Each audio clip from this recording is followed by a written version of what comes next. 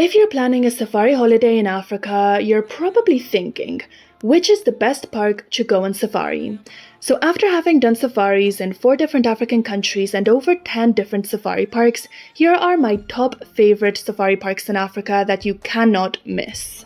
If you're new here, hi, my name is Laura and I've been traveling all over the world for the past few years, especially to different African countries. In this channel, I share lots of travel vlogs, hidden gems, and travel info videos like this one, so if that sounds like something you like, make sure you subscribe for more. And now let's go back into the video. So before I start, actually, let me give you a little disclaimer. So these are my top 5 favorite national parks in Africa from my personal experience. I visited most of the top national parks and the top safari parks, but there are a few that I'm missing, so just bear that in mind when you're watching this video. But on number 5 in my list is Amboseli National Park in Kenya. So Kenya is a wonderful country for safari, and Amboseli is one of its most well-known national parks.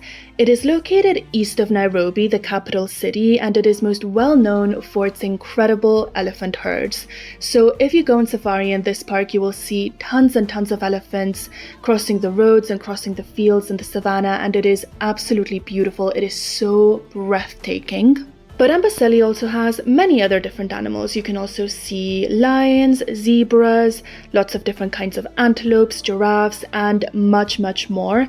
And it is also very well known for having some great views of Mount Kilimanjaro. So Mount Kilimanjaro is Africa's highest mountain at over 5,000 meters, and it is actually located right across the border in Tanzania, but some of the best views are from Amboseli. Personally, another reason I loved this park was because of how green it is during the rainy season. So the rainy season isn't technically the best time to do a safari in Kenya, but it is still lovely for the landscapes, and even during the dry season, the landscapes here are amazing. So that is another reason why this park is in my top 5 list. So moving on to number 4, let's talk about the Okavango Delta in Botswana. So the Okavango Delta is a vast inland delta from the Okavango River. So the Okavango River flows from the Angolan highlands through Namibia and into the Kalahari Desert in Botswana, and it never reaches the ocean. It stops in the Kalahari Desert and it evaporates over there, and that creates this vast wetland with so much flora and fauna, and it is truly incredible and a very unique place. This also makes it suitable for safaris all year round. During the dry season, when the water evaporates, you can do walking safaris and see animals on foot, which is a really incredible and humbling experience, which I recommend that every wildlife lover does at least once in their lifetime. And during the rainy season, you can get on traditional boats called mogoros and do a boat safari. So from the river you can see different animals, and it is also a very unique experience. However, there are no jeep safaris in the Okavango Delta because of its remoteness and because of the terrain. You cannot really drive a jeep with such soil and such water. So because of its remoteness, you usually have to travel to the Okavango Delta in a small plane, which can get very expensive. And that is the one negative point of the Okavango, is that it is incredibly pricey, but it is completely worth the money. It is an incredible place. Some of the animals that you can see here include elephants, which again, Botswana is very famous for its herds of elephants. So if you like elephants, Botswana is definitely the country that you should travel to. But other than elephants, you can also see giraffes, zebras, lots of different kinds of antelopes, predators such as lions, leopards. You can see lots of hippos. Because of the wetlands, hippos are very easy to see. And if you're lucky, you can also see rhinos. Because of the wetlands, it's also relatively easy to see animals such as crocodiles and lots of different kinds of birds, which are very beautiful. So let's talk about park number 3 on this list, which is the Serengeti in Tanzania. So I honestly struggle to put the Serengeti at number 3 because it is such a good park, but ultimately I have to choose one to put at the top, and it is not the Serengeti, unfortunately. But the Serengeti is probably the most famous national park in Africa and the most famous safari park in the world, and it is very well known for its vast, vast plains and incredible landscape. Its name in Masai, which Serengeti is a Masai word, it actually means endless plains. And it is pretty much what every traveler imagines that they're going to get when they go on safari. It is your very classical, typical safari, the kind that you see on National Geographic documentaries. And here you can see pretty much every animal that you want. You can see elephants, giraffes, lots of zebras and wildebeest, different kinds of antelopes. You can also see lions. The Serengeti is actually one of the best places in the world to see lions and big cats in general. So big cats, when you go on safari, aren't as easy to see as herbivores because they're typically shy animals and they tend to stay hidden. But in the Serengeti, personally, I had so many lion sightings that I lost count. And it is also a great place to see cheetahs and leopards. So if you like big cats, then the Serengeti is the place for you. It is truly an amazing national park and a place that every Africa travel enthusiast should visit at least once, and a place that every safari enthusiast should visit at least once in their lifetime, which might make you wonder why the second park on this list, like my number 2 national park, is actually the Masai Mara in Kenya. So the Masai Mara and the Serengeti are continuous national parks, so they're basically one big national park separated by an international border, but the landscapes are pretty much the same, the wildlife that you can see is pretty much the same. There's only very slight differences between the two parks, and there are far, far more similarities than there are differences. So you might be wondering why I prefer the Masai Mara over the Serengeti. And I actually made a full YouTube video about that, going into that in detail, into which park is better and why. So I will link that video in the description in case you want to watch it, because, you know, there's actually a lot to get into there. But basically, it's the slight differences between the Masai Mara and the Serengeti that make me prefer the Masai Mara. Okay, so before I tell you my number 1 safari park on this list, I want to go through a few honorable mentions. So these are parks which are actually not safari parks. They're national parks in African countries which have amazing, amazing nature, but they're not well known for their wildlife, but I think they're honestly amazing. And if you ever get the chance, you really have to visit them.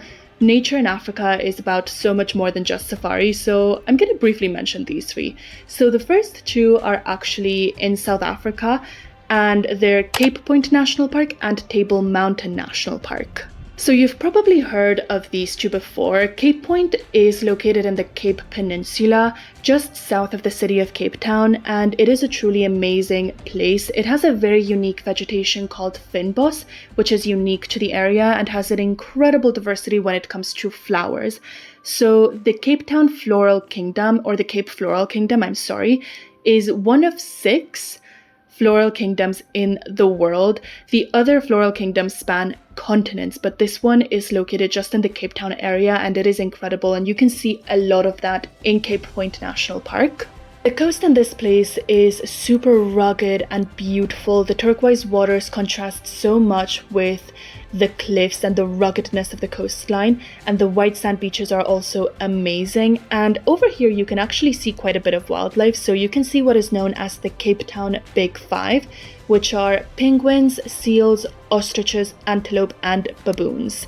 And speaking of wildlife, in Cape Point National Park, you can also find the Simonstown Penguin Colony, which is an amazing place. I really recommend that you go here. It is very touristy, but I really recommend it. It is so much fun. Moving on to Table Mountain, you've probably seen this place. It is the backdrop of the city of Cape Town, and it is, as its name suggests, a very large and flat mountain, and from the top you get these amazing views of the city and the coastline for miles and miles, and it is truly amazing.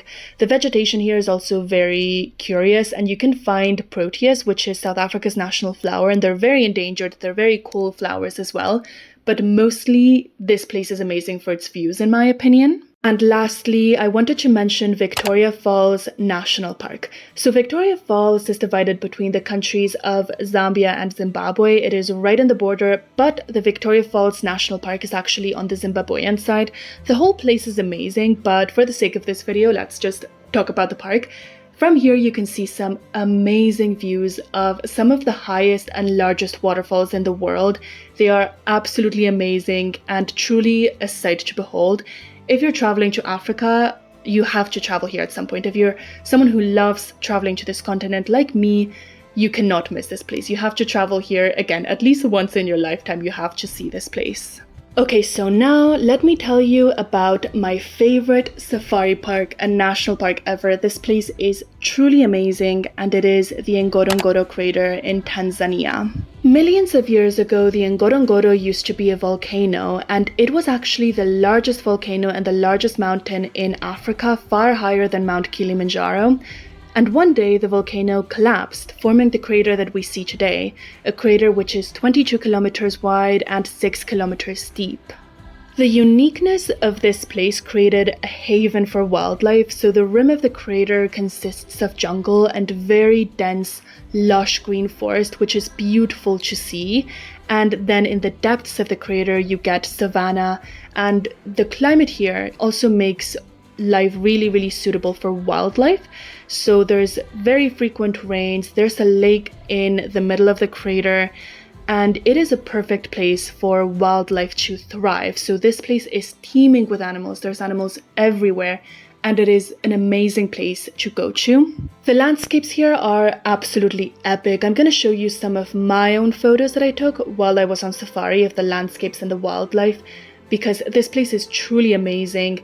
And because ultimately 22 kilometers wide is not a big space for a safari park, there's a lot of animals in a relatively small area, so they come closer to you when you're on safari. You can see them from up close, which is not something that you get in many other safari parks, and it is truly amazing. It is a really cool place to see.